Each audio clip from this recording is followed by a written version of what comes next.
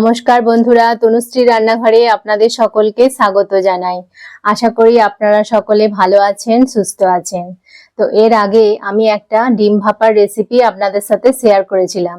সেটা আপনাদের সকলের খুব পছন্দ হয়েছে, খুব ভালো লেগেছে এবং অনেক অনেক ভালোবাসা দিয়েছেন আমাকে। তো সেই জন্য আজকেও চলে এসেছি একটা ভাপার রেসিপি নিয়ে, সেটা হচ্ছে চিংড়ি ভাপা। এটাও খেতে খুব সুন্দর হয়। তাহলে আশা করি আপনাদের ভালো লাগবে এই রেসিপিটি। তাহলে চলুন শুরু করি চিংড়ি ভাপার রেসিপি। চিংড়ি ভাপা বানানোর জন্য আমি দেখুন এরকম সাইজের চিংড়ি মাছ নিয়েছি। এটা 250 গ্রাম চিংড়ি মাছ আছে, আমি ধুয়ে পরিষ্কার করে রেখেছি। আর এটা করতে লাগবে হচ্ছে হলুদ গুঁড়ো, লবণ, সর্ষের তেল। আর আমি একটা পেস্ট বানিয়ে নিয়েছি। এই পেস্টটার মধ্যে আছে হচ্ছে 1 চামচ, একটা বড় টেবিল চামচের 1 চামচ সাদা সর্ষে, হাফ চামচ কালো সর্ষে, 1 চামচ পোস্ত আর 3-4টে কাঁচা লঙ্কা একসাথে সব আমি পেস্ট বানিয়ে নিয়েছি। প্রথমে আমি চিংড়ি মাছটায় হলুদ মাখাবো। আমি যেহেতু নুন মাখিয়ে রেখেছি তাই আর নুন দেব না, খালি অল্প একটু হলুদ দিয়ে মাছটাকে ভালো করে মেখে আমি 5 মিনিট রেখে দেব। ভালোভাবে আমি চিংড়ি মাছটার গায়ে হলুদটা মেখে দিচ্ছি।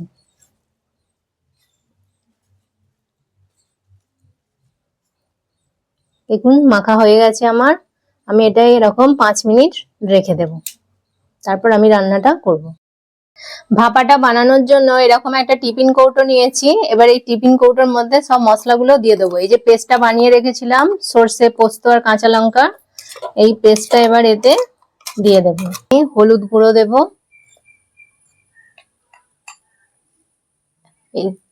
এই লবণ দেবো।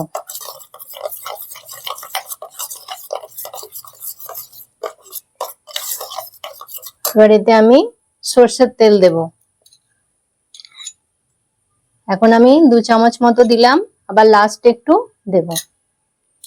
দিয়ে আমি ভালো করে পেস্টটা মিশিয়ে নিতে হবে। তেল সাথে সর্ষের সাথে একসাথে এটা ভালোভাবে পেস্টটা যেন মিশ্রণটা ভালো হয়।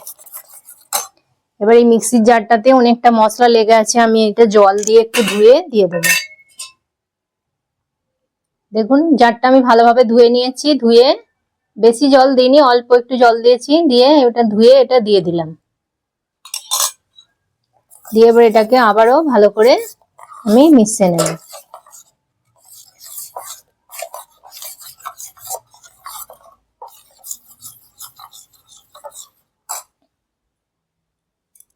এবার আমি চিংড়ি মাছগুলো সব এক এক করে এই মশলার মধ্যে দিয়ে দেব।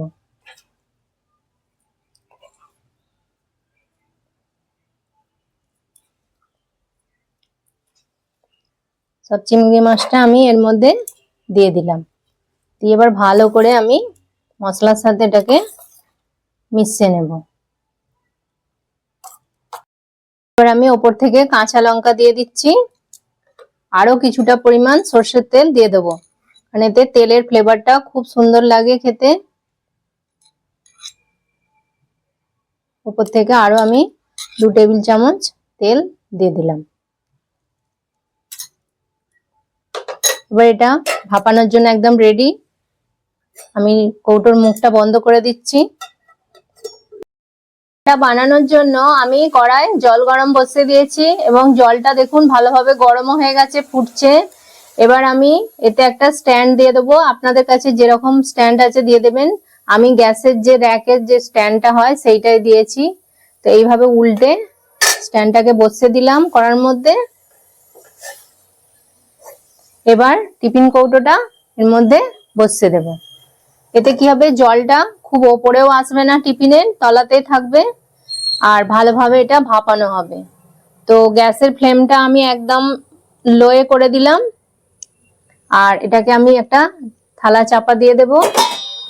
দিয়ে এটাকে আমি 12 থেকে 13 মিনিট আমি এটা ভাপে রাখবো। দেখুন বন্ধুরা, আমি 12 মিনিট হয়ে গেছে।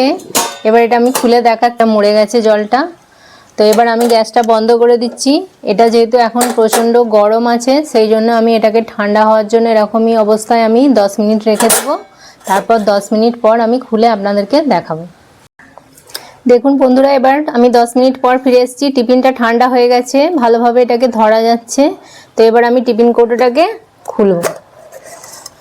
দেখুন কত সুন্দর হয়েছে। আমি আপনাদেরকে এটা দেখাচ্ছি নেড়ে যে চিংড়ি মাছগুলো কতটা সুন্দর হয়েছে। দেখুন একদম ভালোভাবে সেদ্ধ হয়ে গেছে চিংড়ি মাছগুলো, কত সুন্দর হয়ে গেছে দেখতে পাচ্ছেন। বন্ধুরা, আমার এই রান্নার রেসিপি আপনাদের কেমন লাগলো প্লিজ একটা লাইক কমেন্ট করে অবশ্যই জানাবেন।